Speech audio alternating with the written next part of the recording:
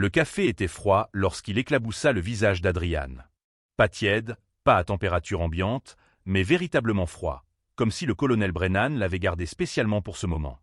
Le liquide coula le long des tempes d'Adrian, imprégnant le col de son uniforme fraîchement repassé, tandis que le mess des officiers était plongé dans ce silence particulier qui précède toujours un changement radical. Adrian ne bougea pas. Il ne broncha pas. Il ne cligna même pas des yeux pour chasser les gouttes qui s'accrochaient à ses cils. « Bienvenue à Fort Garrison, soldat », dit Brennan d'une voix traînante, suffisamment forte pour que tous les officiers présents dans la pièce l'entendent. « Voyons si vous êtes capable de respecter les véritables normes militaires, et non pas les quotas de diversité qui vous ont permis d'entrer ici. » Les rires épars qui suivirent étaient nerveux, forcés. Tout le monde connaissait la réputation de Brennan. 30 ans de service, 2 missions de combat et un dossier disciplinaire si épais qu'il aurait dû mettre fin à sa carrière il y a 10 ans. Mais les hommes comme Brennan ne sont pas renvoyés. Ils sont promus juste assez haut pour les éloigner de toute surveillance, mais assez près pour empoisonner toutes les recrues qui ne correspondent pas à leur définition étroite de ce à quoi un soldat doit ressembler. Adrian leva lentement la main et s'essuya le visage avec le dos de la main. Ses mouvements étaient délibérés, presque méditatifs. Lorsqu'il leva enfin les yeux, son regard contenait quelque chose qui fit vaciller le sourire de Brennan pendant une fraction de seconde. Ce n'était ni de la colère, ni de l'humiliation. C'était quelque chose de plus froid. « Permission de me retirer, monsieur », dit Adrian d'une voix dénuée de toute émotion, contrairement à ce à quoi tout le monde s'attendait. Brennan lui fit signe de partir d'un geste théâtral. « Accordé. Et soldat, essayez de ne pas trop embarrasser l'unité pendant les qualifications de demain. » Adrian rassembla son plateau et sortit. Derrière lui, des chuchotements éclatèrent. Personne ne remarqua le jeune soldat nommé Miller qui observait la scène depuis le coin, les yeux écarquillés. Miller avait déjà vu de nombreuses performances de Brennan, mais il n'avait jamais vu personne réagir ainsi. Ce genre de contrôle n'était pas de la peur. C'était tout autre chose. Ce que le colonel Brennan ignorait, c'est qu'Adrian pratiquait ce type de contrôle depuis l'âge de 12 ans. Ayant grandi dans le sud de Memphis, où le code postal déterminait le destin et la couleur de peau dictait les opportunités, Adrian avait appris très tôt que les réactions émotionnelles étaient un luxe que les enfants noirs pauvres ne pouvaient se permettre. Une seule explosion, un seul moment de colère justifié, et vous deveniez une statistique. Sa grand-mère, qui l'avait élevé après la mort de ses parents, lui murmurait souvent « Ils veulent te briser, mon petit. Si tu restes entier, tu gagnes. » Adrian avait donc canalisé toute son énergie dans la seule chose qui exigeait un contrôle absolu, le tir. À 18 ans, il était capable de tirer 5 balles dans le même trou à 300 mètres. À 25 ans, il avait accompli des missions dans 3 pays qui n'apparaîtraient jamais dans aucun registre officiel. Et maintenant, à 27 ans, il se tenait dans une salle de bain à Fort Garrison, du café séchant sur son uniforme, en train de faire un choix. Il pouvait déposer une plainte et laisser le système faire semblant de s'en soucier. Ou il pouvait faire ce qu'il avait toujours fait. Rester silencieux. Rester vigilant. Et attendre le moment où le silence deviendrait l'arme la plus puissante dans la pièce. Demain matin, tout le bataillon se présenterait au stand de tir pour les qualifications trimestrielles. Brennan avait déjà dit à la moitié de la base qu'il s'attendait à ce qu'Adrian échoue, afin de prouver que la discrimination positive n'avait pas sa place dans les unités de combat. Dans les casernes, les paris allaient bon train sur l'échec d'Adrian avant le déjeuner. Même les officiers sympathiques avaient des doutes. Mais alors qu'Adrian était allongé dans sa couchette cette nuit-là, écoutant les chuchotements et les rires qui filtraient à travers les casernes, il s'autorisa un petit sourire. Qu'il le sous-estime. Qu'il se base sur des préjugés. Demain, lorsque le soleil se lèverait sur le champ de tir de Fort Garrison, il découvrirait ce qu'était le véritable tir de précision. Et le colonel Brennan découvrirait que l'humiliation était un boomerang. Miller, allongé dans la couchette en face d'Adrian, rompit le silence. « Et, mec, ne le prends pas personnellement. Brennan fait ça avec tous ceux qui ne lui ressemblent pas. »« Je sais, » répondit Adrian. « Alors pourquoi tu n'as rien dit ?»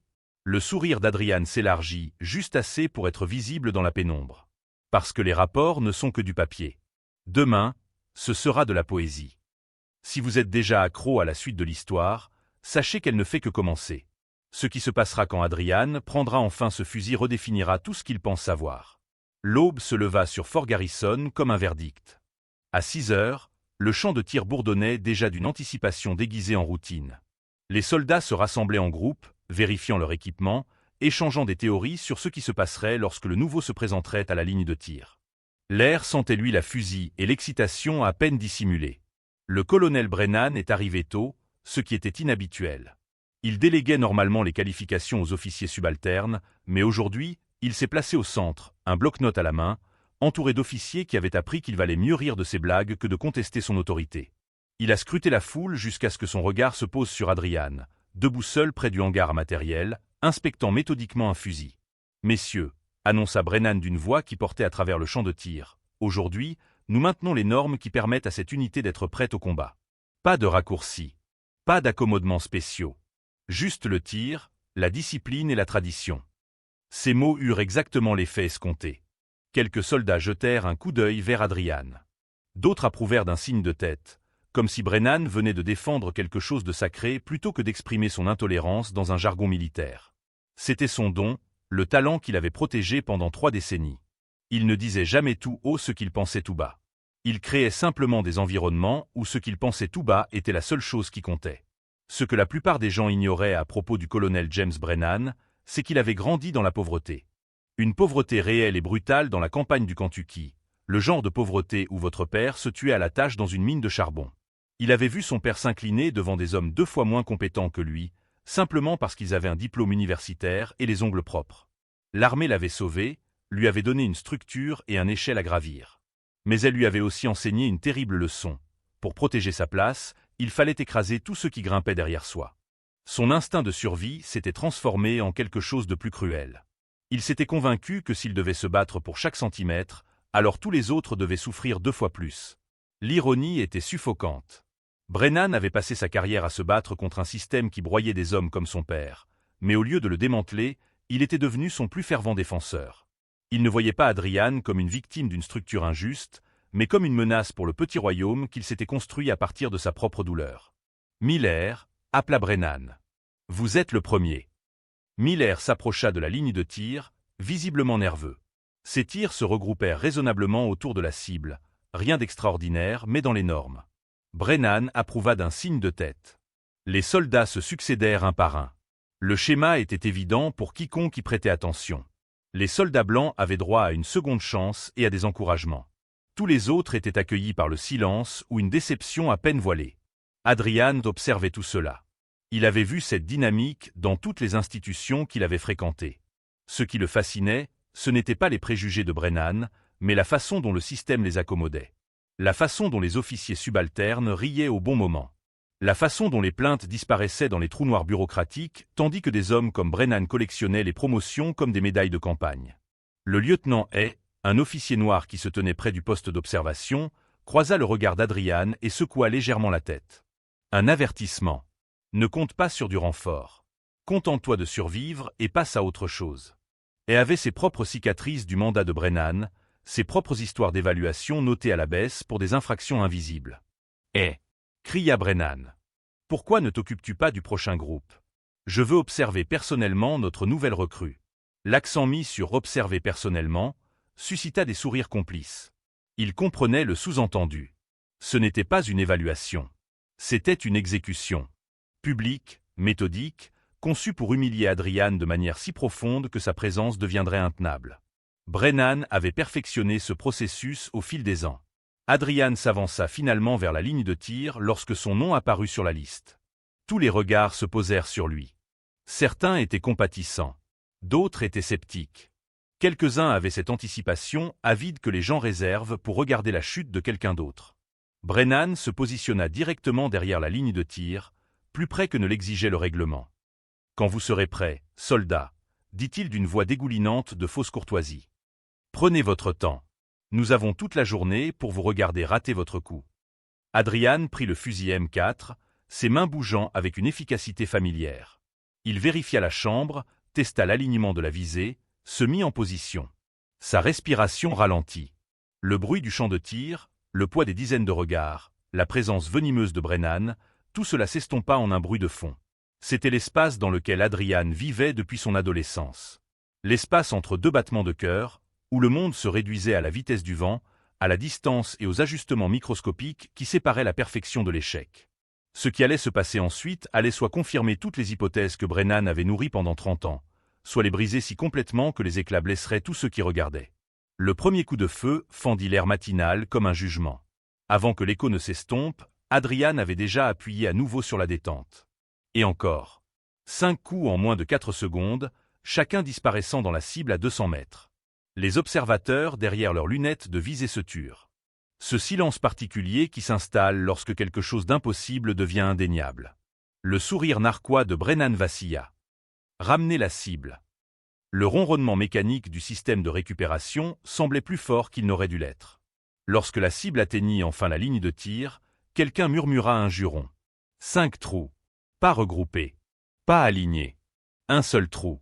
Adrian avait empilé toutes les balles au même endroit, créant une seule déchirure irrégulière au centre de la cible, qui semblait avoir été frappée plutôt que touchée par une balle.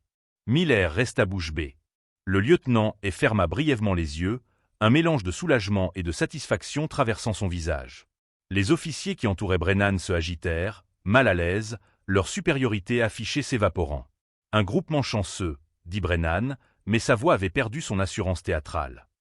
Voyons si vous pouvez le refaire. À 300 mètres cette fois. Adrian ne dit rien. Il éjecta simplement le chargeur, en chargea un nouveau et reprit sa position. La foule s'était agrandie. La nouvelle se répandait dans la base plus vite que les communications radio. Les soldats abandonnèrent leur routine matinale, attirés par des rumeurs qui frisaient le mythe. Ce qu'aucun d'entre eux ne savait, c'est qu'Adrian avait passé les 5 dernières années dans un programme qui n'existait pas techniquement. Une formation de tireurs d'élite de la Delta Force, dispensée dans des installations non identifiées où les instructeurs avaient plus de victimes confirmées que la plupart des unités n'avaient de soldats déployés. Il avait appris auprès du sergent-chef Chen, un homme qui avait mené ses propres combats contre des fanatiques incapables de faire la distinction entre ascendance et loyauté. Chen lui avait enseigné quelque chose que les manuels ne mentionnaient jamais. Les préjugés constituaient un avantage tactique si l'on savait comment les utiliser comme une arme. « Laisse-les te sous-estimer », disait Chen. Ensuite, montre-leur à quoi ressemble vraiment la supériorité. La cible à 300 mètres donna le même résultat. Une ouverture irrégulière où 5 balles avaient suivi des trajectoires identiques. Quelques soldats applaudirent avant de se reprendre, se souvenant que Brennan les observait. Mais le mal était fait. Le discours sur la diversité des recrutements et l'abaissement des normes s'effritait à chaque tir parfait. N'importe qui peut tirer sur du papier, dit Brennan, son autorité trahissant son désespoir. Les cibles mobiles. C'est ça, le vrai test. Le lieutenant s'avança. Monsieur, les qualifications sur cible mobile ne font pas partie de l'évaluation standard. Ai-je demandé votre avis, lieutenant ? Rétorqua Brennan. Le masque tombait. Le professionnalisme soigneusement entretenu se fissurait pour révéler le petit tyran qui se cachait dessous. Il se tourna vers le responsable du stand de tir. Préparez la séquence de cible mobile. Tout de suite. Le responsable du stand de tir hésita. Colonel, cet équipement est réservé à... Je vous ai donné un ordre, soldat. Les cibles mécaniques se mirent en place. Des silhouettes humaines conçues pour simuler des conditions de combat où les ennemis ne restaient pas immobiles. Il s'agissait de l'évaluation des candidats aux opérations spéciales, pas de l'infanterie standard. Brennan changeait les règles en cours de partie, rendant la tâche tellement difficile que l'échec semblait inévitable. Adrian se dirigea vers la nouvelle position de tir sans qu'on lui dise quoi que ce soit. Derrière lui, Miller murmura à l'oreille d'un autre soldat « C'est de la folie. J'ai vu des membres des forces spéciales échouer à ce test. » La première silhouette jaillit de son abri, sprintant de gauche à droite sur 40 mètres. Adrian la suivit du regard avec aisance et tira. Le centre de la cible étincela sous l'impact. Avant qu'elle ne disparaisse, 2 autres cibles apparurent à des distances différentes, se déplaçant dans des directions opposées. Le fusil d'Adrian pivota avec une précision fluide. Touché. Touché. La séquence s'intensifia. 5 cibles. 7 cibles. Certaines couraient, d'autres étaient immobiles, d'autres encore n'apparaissaient que quelques secondes. Adrian les enchaîna comme s'il dirigeait un orchestre symphonique, chaque tir étant parfaitement synchronisé. Les douilles s'empilaient à ses pieds, scintillant comme des preuves dorées d'une réalité que la base n'était pas prête à reconnaître. Lorsque la dernière cible tomba, le champ de tir était devenu complètement silencieux. Le tableau d'affichage numérique affichait des résultats qui ne devraient pas exister. Une précision de 100% sur 43 cibles. Pas un seul raté. Chaque balle avait atteint le centre des silhouettes en mouvement à des distances de combat. Miller se tourna vers Hay. Qui est-il ? Hay sourit pour la première fois de la matinée. Il est exactement ce que Brennan redoutait. La preuve. Adrian baissa son fusil, vida la chambre et se mit au garde-à-vous. Son expression n'avait pas changé pendant toute la démonstration. Aucune fierté.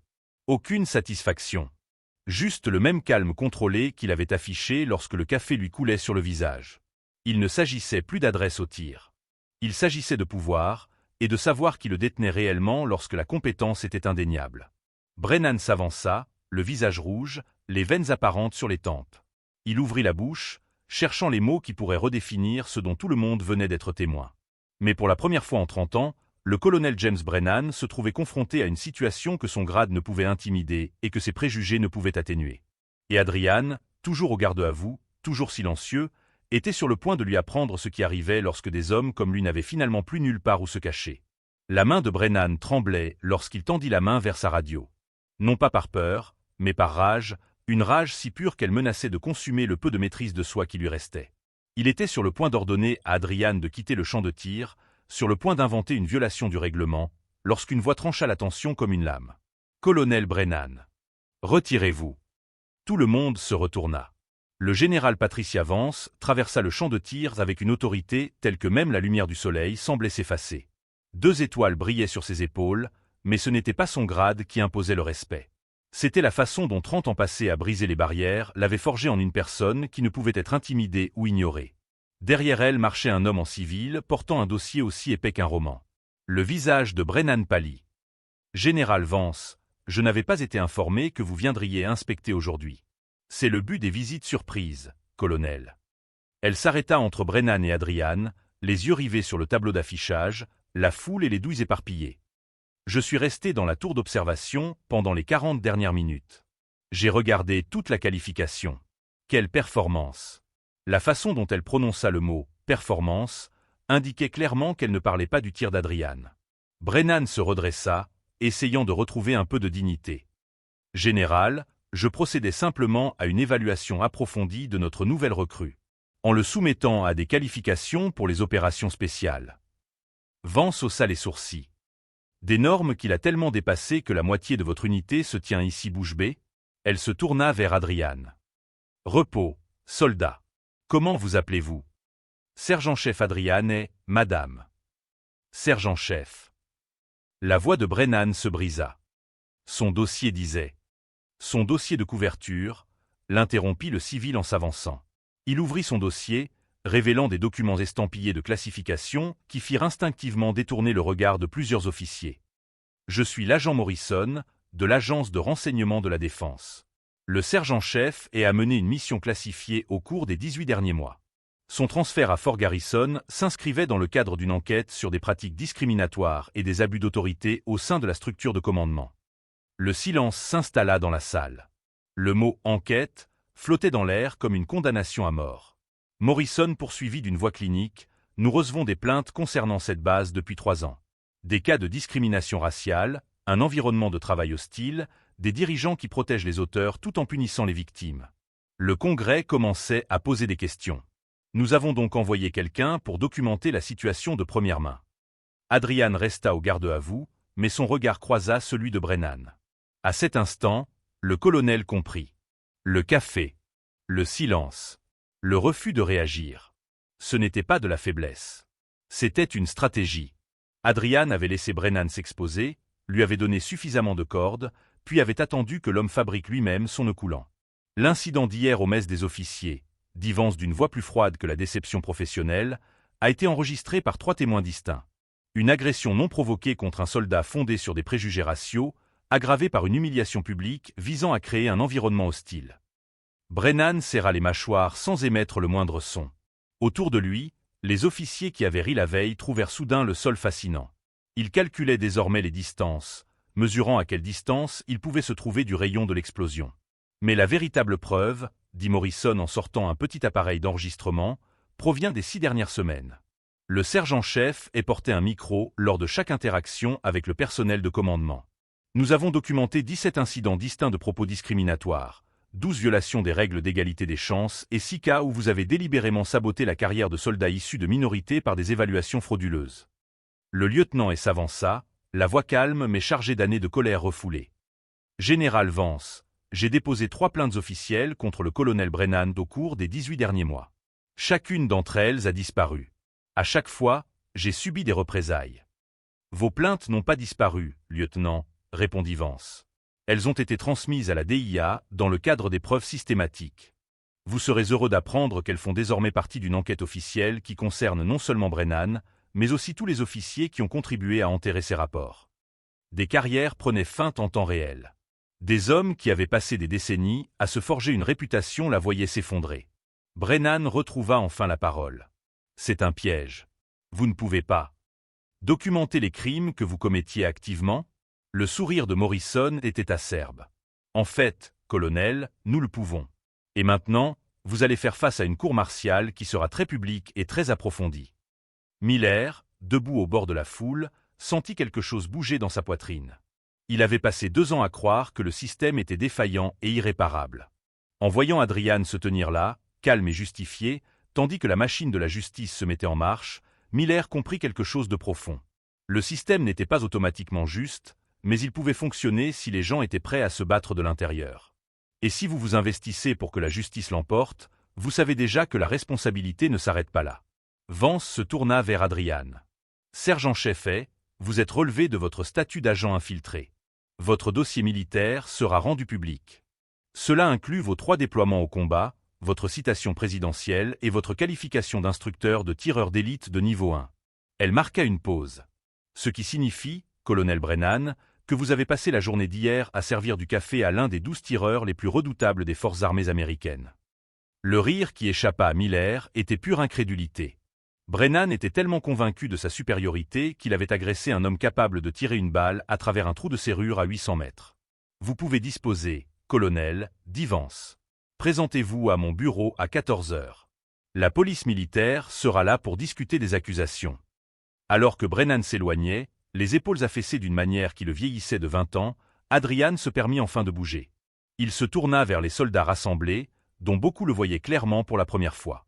Non pas comme une cible. Non pas comme un quota. Mais exactement comme ce qu'il avait toujours été. Un soldat qui avait gagné chaque centimètre de respect par son sang, sa précision et son refus de laisser la haine le définir. La question que tout le monde se posait, celle qui allait résonner pendant des années à Fort Garrison, était simple et dévastatrice. Combien d'autres Brennan étaient encore là, empoisonnant les unités? Et combien d'Adrian faudrait-il pour enfin éradiquer complètement cette infection? 3 mois plus tard, Fort Garrison semblait inchangé en surface. Les mêmes bâtiments, les mêmes formations matinales, le même bruit des bottes sur le béton. Mais tous ceux qui avaient déjà été là pouvaient sentir la différence. Elle se manifestait dans la façon dont les soldats marchaient sans regarder par-dessus leur épaule. Dans la façon dont les conversations se déroulaient sans langage codé. L'air lui-même semblait plus léger, comme si la tempête était enfin passée. La cour martiale du colonel Brennan avait été rapide et brutale. Renvoi déshonorant, pension révoquée, 30 ans réduits à un exemple édifiant. Les preuves recueillies par Adrian, combinées aux témoignages de 17 soldats qui se sentaient enfin en sécurité pour parler, brossaient un tableau d'une corruption institutionnelle si profonde qu'elle fit la une des journaux nationaux. 3 autres officiers prirent une retraite anticipée plutôt que de faire face à des procédures similaires. Fort Garrison devint le symbole de ce qui se passe lorsque les abus systémiques sont enfin sanctionnés. Miller se tenait devant le miroir, ajustant ses nouveaux galons de caporal. Il avait été promu parce que le lieutenant avait lu ses rapports de performance et reconnu ses compétences, que les anciens dirigeants avaient délibérément ignorés. Miller repensa au jeune homme qu'il était 3 mois auparavant, regardant Adrian se faire verser du café sur la tête et ressentant cette impuissance familière. Cette version de lui-même lui semblait désormais étrangère. « Tu es prêt ?» demanda Adrian depuis l'embrasure de la porte. Ils se rendaient ensemble au stand de tir. Non pas pour passer un examen, mais parce que Miller avait demandé à Adrian de lui enseigner.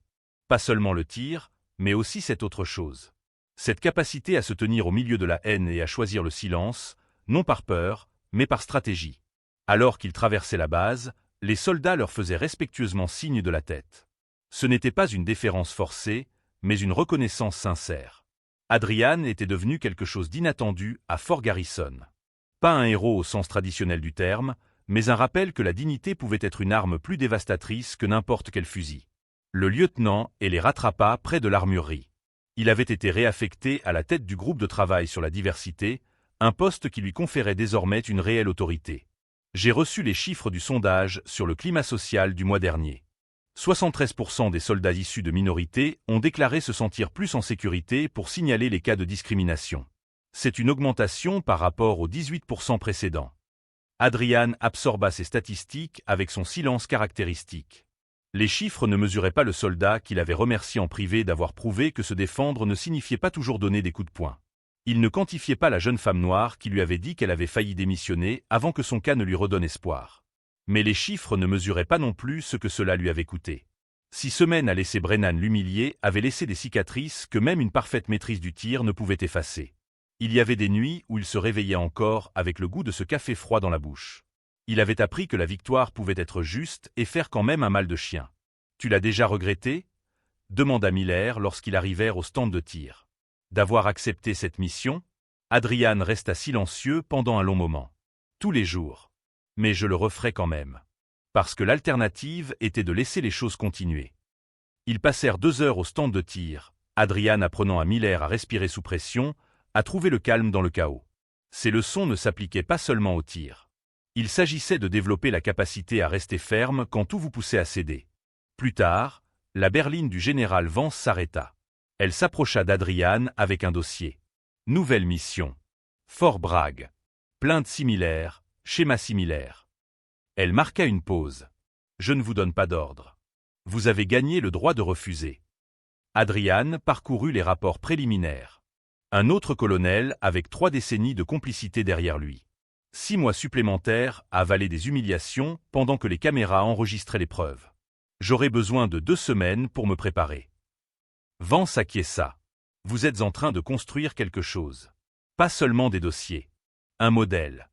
D'autres soldats vous observent et apprennent que le silence ne signifie pas nécessairement la soumission. Après son départ, Miller secoua la tête. Vous allez recommencer. Oui. Pourquoi? Adrian regarda les cibles au loin. Parce que quelque part à Fort Bragg, il y a un autre enfant comme vous, qui regarde un autre colonel s'en tirer, se demandant si quelqu'un finira par y mettre un terme. Quelqu'un doit en payer le prix. Autant que ce soit quelqu'un qui sache en tirer parti. La leçon n'était pas compliquée, mais elle était profonde. Le changement ne s'est pas produit parce que des gens bien ont attendu que les systèmes se corrigent d'eux-mêmes. Il s'est produit parce que des individus ont pris la décision calculée d'absorber les coûts, de documenter les dommages et de transformer leurs souffrances personnelles en preuve que les cours martiales ne pouvaient ignorer. Je m'inscris à la formation de la DIA, dit Miller doucement. Je me suis dit que quelqu'un devait te soutenir. Adrian sourit, un sourire qui n'atteignait pas tout à fait ses yeux, mais qui dégageait une chaleur sincère. Alors je suppose que je ne t'apprends pas à tirer. Je t'apprends à survivre. Et c'est cette histoire que Fort Garrison racontera pendant des années. Pas celle de la confrontation dramatique ou du tableau d'affichage viral. Mais de ce qui s'est passé lorsque les soldats ont décidé que la dignité valait la peine d'être défendue, même si cela signifiait rester immobile sous les tirs et avoir confiance que, finalement, la vérité frapperait plus fort que n'importe quelle balle. Si vous avez suivi cette histoire jusqu'à la fin, vous comprenez déjà pourquoi des moments comme ceux-ci sont importants. Ils prouvent que la justice n'est pas rendue par les instances supérieures. C'est une bataille remportée par des personnes assez courageuses pour rester dans la ligne de mire jusqu'à ce que tout le système soit contraint de voir ce qu'il cachait.